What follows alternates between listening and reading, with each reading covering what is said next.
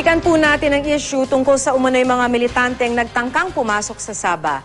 Makakausap natin ang anak ng Sultan ng Sulu na si Princess Jaisal Kiram. Magandang hapon po, Princess Jaisal.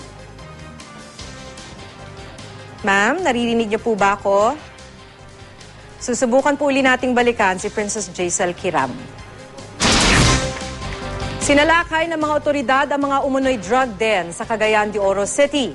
Tinutugis pa ang dalawang pasimuno raw sa iligal na aktibidad sa lugar. Makibalita tayo kay Brazil Kempis ng GMA Northern Mindanao. Pinasok ng puwersa ng Philippine Drug Enforcement Agency at ng Cagayan de Oro City Police ang makipot at palikulikong daan na ito sa Barangay 35 para marating ang kuta umano ng mga gumagamit at nagtutulak ng iligal na droga. Sa daan pa lang, napansin na ng mga otoridad ang ilang nakakalat na gamit na pwedeng gamitin sa pagdodroga tulad ng aluminum foil. Unang pinasok ang bahay ng isang Brandon de Paloma na umano'y tulak ng shabu, pero mga drug paraphernalia na lang ang naabutan ng mga otoridad. Tikom naman ang bibig ng mga residente kung nasaan ang hinahanap na lalaki.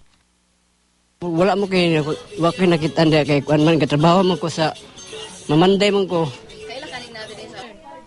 Sunod na pinuntahan ang bahay ng isang fesoner na hindi rin naabutan ng mga otoridad. Ibang tao ang dinatnan sa bahay ng mga bisita lang daw ng babaeng hinahanap ng pulis.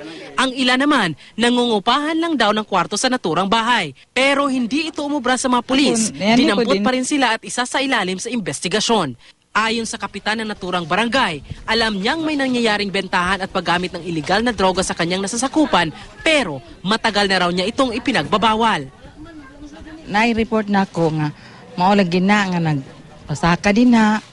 Nya karon kay gabadlungon man ako na sila. Ingko masapon gani mo, ay lang magpagmahay. Nalaman ng PDEA at pulisya ang iligal na gawain sa lugar dahil sa sumbong ng ilang concerned citizen. Dugay na nato ni siya monitor actually, pero wala lang nato matimingad yung mga tao nga na on the act of sniffing drugs. Patuloy ngayong inaalam ng otoridad kung nasaan ang dalawang residenteng itinuturong pasimuno ng pagdodroga sa lugar. Tumanggi namang magbigay ng pahayag ang kanilang mga kaanak. President Kempis, Nagbabalita, Pilipinas.